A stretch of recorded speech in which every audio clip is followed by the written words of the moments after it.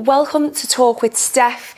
This episode is called SEEN, an open and honest conversation about confidence, body image and identity in a world that often tells us we're not enough. We're here today to tell you why you are. And today's guest, I've got to say, I'm super excited about. Josie Peaches. Hello. Welcome to my green couch and Thank you very much. humble abode. How are you doing? I'm good. I'm excited to see what you've got for me. Oh God, I've got loads of questions. In a world where social media is king, we suffer, don't we, with our mental health, body image and all of that. But I think it's important to have open, honest convos. So my first question for you is, in a world that scrutinises appearances, can you remember the very first time you became aware of how you looked? Wow. Probably I was in high school, definitely. Super young. Back then we didn't have social media, which was like interesting because it was bad enough feeling how I felt just in my own life without like a digital world somewhere else. Like I didn't have a mobile phone, TikTok weren't a thing, Instagram weren't a thing. And that was isolating enough to feel like that, even just like going to school. So I would say then, I think when you hit puberty and your body starts to change and things like that, that was probably the first time. Have you ever felt judged because of your appearance or how you looked by other people? I think online, I'm quite lucky that I don't get a lot of the hate comments that I do get is because I'm annoying and I'm loud and I'm scouse and all the other things that don't bother me. Do you think social media has had an impact on how you view yourself or how you look today? It did. This is quite interesting. It did a few years ago when I was younger and I knew people were using like Facetune and stuff like that and like really editing the pictures and really distorting their features. That was like a really slippery slope when I was a lot younger and I'd kind of dabble in it and I found that like I never felt nice after I'd done it. It was kind of like a shame thing and it made me feel like uncomfortable, like dishonest, all them different things, and I didn't want to post the pictures that looked like that. But at the same time, when I was around, say from the age of like 19 to 21, 22, I would not post a picture without a filter at all. I was petrified. I struggled with my skin quite bad, and I think that was most of what my issues were when I'd come on and I'd be talking to my Instagram stories and I would not post anything without a filter. And then it was in lockdown. I just went cold turkey and I don't know what persuaded me to do it. I was going to say, what made you say, okay, this is it, no filters. Yeah. I say no filters, no fucks. Yeah. Let's go with that. Yeah, absolutely. What made you change? I think there was a lot of conversation at the time around, did you ever read Florence Given, Women Don't Owe You Pretty? No. So that was a book that I read in lockdown. And I think around that time, she was just talking about like embracing who you are and showing up in everyday life and online as like your true authentic self. And if people are intimidated by that or it makes people feel uncomfortable, then like let them feel that way. Before lockdown, I went to Australia to see my brother. He had moved to Melbourne at the time. And when I was over there, none of the girls wore makeup. So I didn't wear makeup. And I felt like so confident and so free in myself. And then the minute that I come back to Liverpool, because my trip got cut short because we went into lockdown, I wanted to put my makeup back on again. And I wasn't even really going anywhere because we were all locked in the house. Right. So it was like, it made me question, why do I feel the need now that I'm home to present in a certain way when I was in Melbourne, everyone was so carefree and no one was bothered about that. And it kind of took me on this journey of like challenging myself, of being like, I am not, it was probably a little bit of like an ego thing for myself to think I'm not that shallow that the minute that I come back to Liverpool, I'm going to feel the need to wear a full face of makeup every time I post a video, every time I leave the house. Is it shallow or is it you're a product of your environment? Because I find this fascinating. I'm fascinated with Liverpool. I'm fascinated with Liverpool girls and how, as a collective, we act.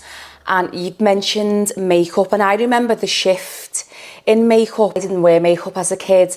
I used to go out when I was 18, 19 with not a stitch on, some clear mascara, but that was my age. I remember young girls starting to wear makeup and I was just gobsmacked by this. Young girls don't need makeup. I don't think anyone needs makeup. Young girls wearing makeup, I remember that shift, and then all of a sudden, no one could come out without a full face of makeup, and that fascinated me, but at the same time made me sad. And I know you mentioned face tuning and filters, and I think the reason why I disagree with them, I can be a bit of a hypocrite, Josie, because I think you do you, whatever makes you feel secure Absolutely. and happy. You're going to have an argument with yourself. Yeah. If you're constantly using a filter, are you going to be like, the next time I go out, oh, I can't see that person because I haven't got my filter on? Or This is why I done what I done Right. in stopping using them. Yeah. I think the words to describe that, like using them and feeling like good while you use them, but then going out in public and not obviously having a filter on, is like cognitive dissonance. And that, I think, is like what it creates, because I've got plenty of friends who like show up online and they'll have like a filter on the pictures. They might have even edited the waist, made the legs look longer, all these different things, and they'll feel really good about posting that picture, but they're an absolute nervous wreck if we go to go out, because they know that they're sort of selling a false version of themselves to whoever's looking at them online. Stopping using filters was the best thing I ever done, because it made me feel a confidence that I'd never ever had, because I was just like, well, this is me, take it or leave it, what you see is what you get, quite literally, when you meet me or if you see me on Instagram. And people have seen me from every angle for 10 years now on YouTube and stuff like that. So freeing, isn't it? In terms of facial aesthetics, your Botox, filler, etc., you know, again, do what makes you happy. Have you ever felt pressured to get any of that done because of an online presence or because of what you see other girls your age doing? I wouldn't say there's been an influence to make me do it, but I would say, like, I've had the things I've had done to my face, to be like fully transparent, is lip filler and Botox. I had Botox once last year. I've never had it since. I know it's like a thing you have to keep on top of more than, I think when you get filler done, it can last anywhere up to like a year or more, depending on how your body like breaks it down. So whenever I've had my lips filled, it tends to be every couple of years, to be honest. But the Botox I had once, did really enjoy it. But I think... What did you enjoy about it? How my makeup looked on my skin. See this, okay, can we go there? Let's go here. This is what made me get it to begin with, was even watching people do makeup online and do the skincare and having that like really reflective skin on the forehead, is like, there's only so much of that glow on your glowy forehead that you're getting from the skincare that you're promoting, because you've also had Botox. So for me to get that look, I need to have the Botox and the skincare as well. So that's an influence. That's the influence. Yes. Young people getting Botox blows my mind. Blows my mind. We've got 18-year-olds plus getting Botox, and I think sometimes it is because, well, she's getting it, she's getting it, she's getting it, he's getting it, I'm getting it as well. This is what we do, and it's a Liverpool thing. This is what we do. We get Botox. So when am I getting my Botox? You haven't got a wrinkle. You haven't got a wrinkle on your forehead, on your face. If I ever do get Botox, I don't think I need it. If I do get it, it'll be when I'm 78, 9. A lot of people I've spoke to have said the exact same thing. I love it for the shine. I can look at myself and think, I don't need that. But I think a lot of people can't. I asked one of the girls in the choir, what do you think I need doing? And she said, fill it in your top lip. And I was like, excuse me, are you all right, hon? How dare you? And what I realised was, I feel like the younger generation look at individual things on their faces. So they'll look at just the lips, or they'll look at just the cheeks, or just the forehead. Where I feel like someone of my age just looks at the whole face and goes, oh yeah, fine. But the younger generation tend to scrutinise. Yeah, nitpick. Nitpick.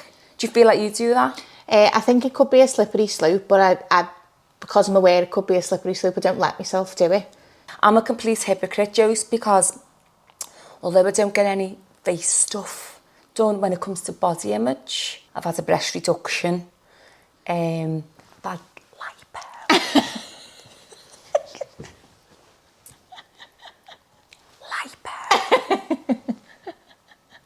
Do you struggle with body image at all? Yeah. Is that your performing background, possibly? 100%. Tell It me never about came that. from anywhere else, ever. Yeah, I just feel like dancers just told to be skinny their whole life. And that's Scrutinised. just, like, I remember when we'd be doing like audition prep and stuff like that, and, you know, certain teachers might say, when you go into an audition room, you know, they'll look at you and like they'll look you up and down. He used to say to us, like, you're just standing there looking like cleaners, or like you're standing there looking like, you know, you don't look like dancers, you don't look like athletes and stuff like that. And at the time, I felt really quite athletic, so I was like... And you was. And you was. She was. I was Josie's teacher, and she was. I felt really, really, like, on top of myself. But the more athletic that I got, and like the slimmer that I got, I started like resistance training. I remember over the summer holidays between second and third year. And I come back in third year and I was like half the size that I was before we'd like broke up for the summer. But it gets all this attention of people going, what are you doing? Oh my God, you look amazing and blah, blah, blah. I look at like what I used to bring to uni to eat for my lunch on a 8-9 hour day of training. And I'm not joking. Someone should have intervened, but no one knew. I'd be bringing like soups with me that were like, I'd bring a little tiny flask of soups, like 68 calories.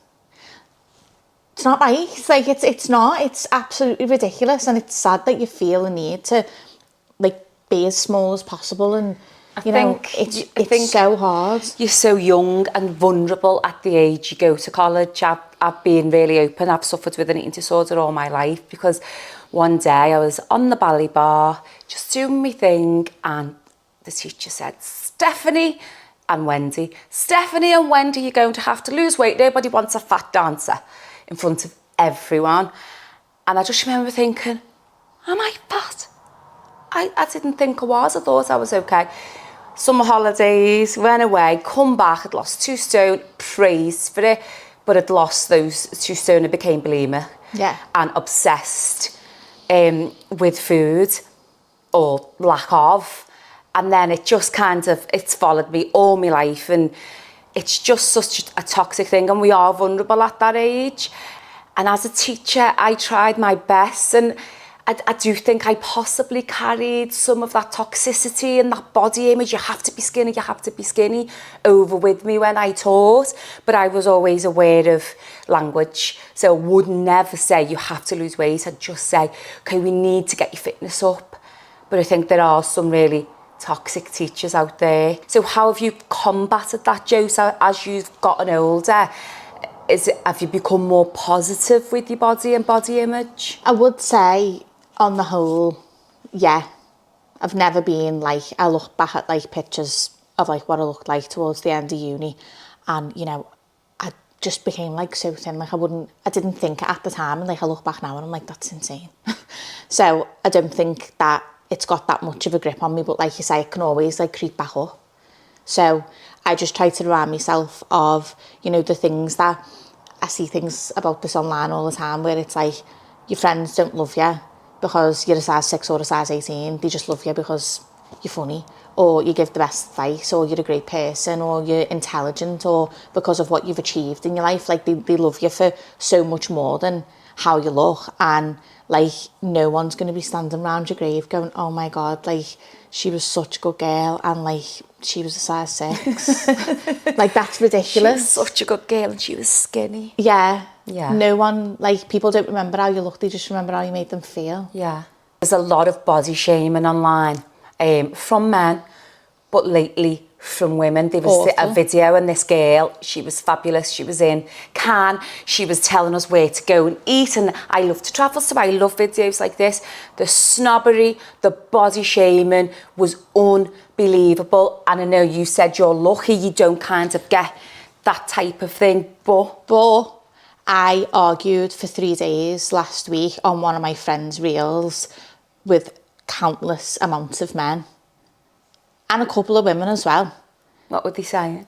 Like literally horrendous things, like absolutely horrendous. And I just can't, I cannot hold my tongue when it comes to stuff like this. And I know it's like you're fighting a losing battle, but to be honest, like a couple of times I have actually had trolls message me and apologise. There we go. And that's why we speak out. Yeah. Like, you might have changed their mind. Yeah. And I think that's fantastic. I go bold as brass when it comes to giving it back. Yes. And I've been known to just reply and just say Caroline Flach. Yeah.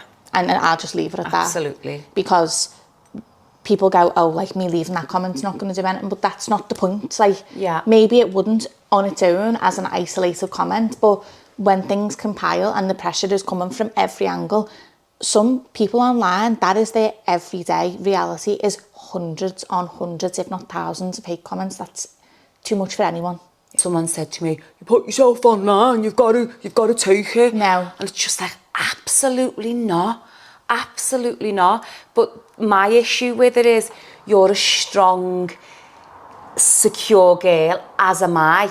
Not everyone is. So young people, I think it's affecting young people, how they are online, because they have to be seen to be a certain way because of these trolls. Girl's video that I was defending the other day, saying like, oh, so rough, like I'd run a mile if I was your fella. And they commented back and said, what's rough is you having pictures of your 2 baby nieces on your public account. Hasn't anyone told you that there's predators like you in the world? Yes. Like, what are you doing? What do the young ones do? Is it that?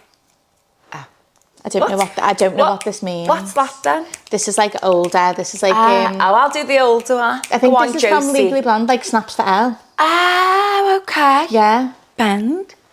Yeah, and don't they all do this, like Snaps for L? Snaps for Josie. Yeah. And this is the new one that they do now, but I don't know what it means. Is that something to do with tea? Yeah. But I don't know why. I don't know what it means. Yeah. But good for you for speaking out. In terms of body image, I've got a really flat bum. I've actually got a posterior tilted pelvis. Oh, okay. It's gotten worse over the years, perimenopause. And I put a video up the other day of a photo shoot I'd done, and I was really pleased with my body, like just confident with how I was. And a man commented, did you leave your bum somewhere? And it was just like, so I made a video. This is what I do. I make videos skitting the trolls. It's like, no, it didn't leave me bum anywhere. Basically what happened was, I'm just really confident in how I look. And when everyone was getting bum injections to make the bum look really big, I didn't. So F you. But again, there are young girls online that would see that and would think, do I need to get my bum done? And then going to say, oh, she's got a really flat bum. We're all made completely different. And I think it's about inspiring young people to be confident in how they look. Becky Jones, at the moment, I feel like she's constantly under scrutiny for one thing or another, because people just hate how I am. I think it's how authentically she shows up online and that she's just herself and so innocent. Like, she just does little dish up dinners, she goes for her little runs, like she just does what she wants, and people hate it. They absolutely hate it. But a lot of the stick that she's getting at the minute is because people are convinced that she's used weight loss injections to lose the weight, and they think that she has a duty of care to announce how she's lost it, so not to promote it. I personally don't agree with that. Like, I think everyone is entitled to a level of privacy. You don't have to declare anything that you do.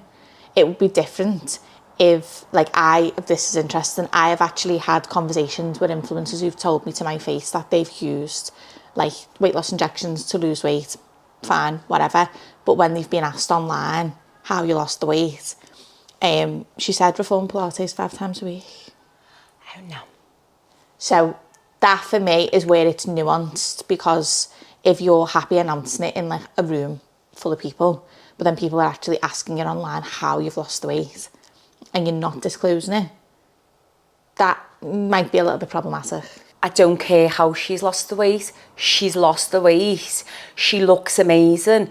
and I'm very jealous of how far she can run now Yeah. because I can't run for 1 second. She's an inspiration. She is. She's a massive inspiration. She really is. I've seen her growth though with Becky Jones. I think that her confidence has just grew and grew, and she had a break and went away and come back, and I think good on her. Yeah. Would this be a good point to do that, or is it wrong context?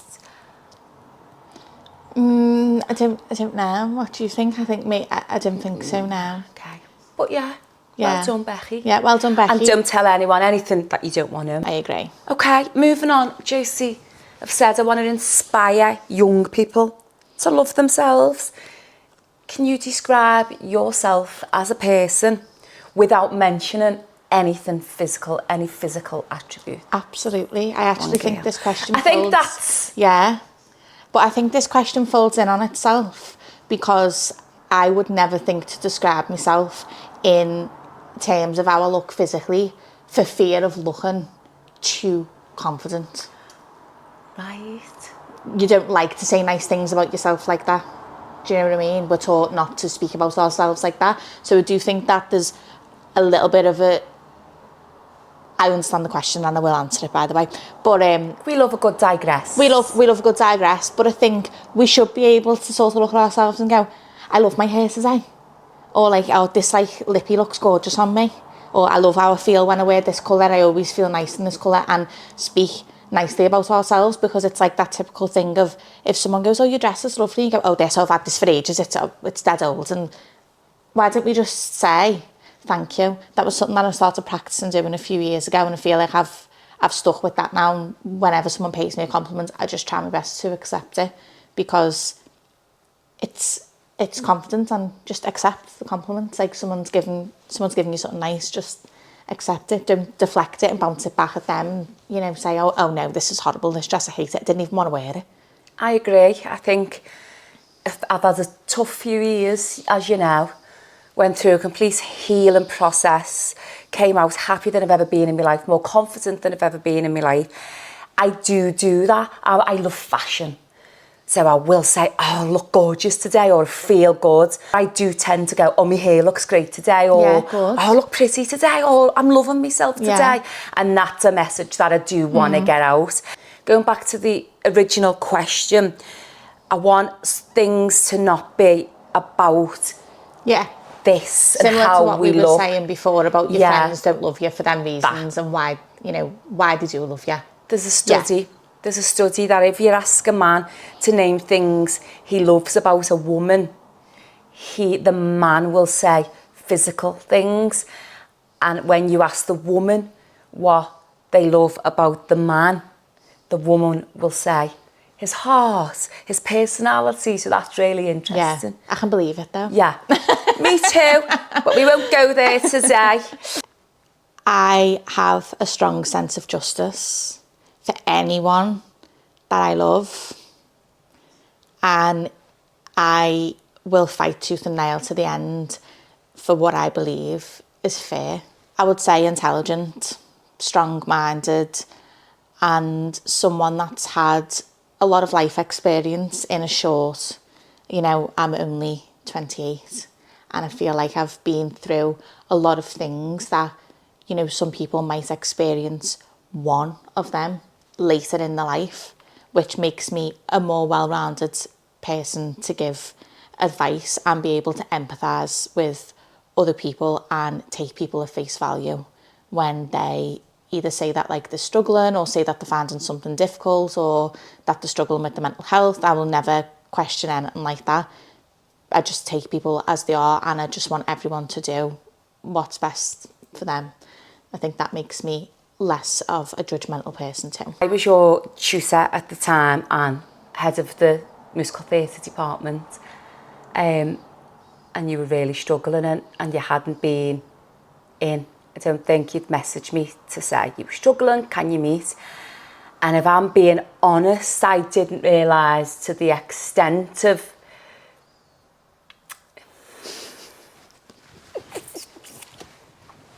do you want me period?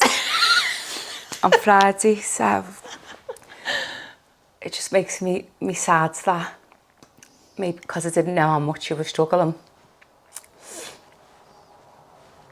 just found myself with Talk with Steph card. And I was like, oh yeah, she's going to stay off, you know. I was frustrated because I knew how talented you were, and I was like, she's going to miss out. And you come and sat down, and it was at that point I just went, oh my God. Anxiety was a new thing. I don't suffer with anxiety, so I didn't really understand it. And when you sat down, I got it. I'm talking about saying take people at face value, because I would never want to be the person that gets it wrong and thinks that someone is being overdramatic. I would never want to be that person. I'd much rather be the person that errs on the side of caution.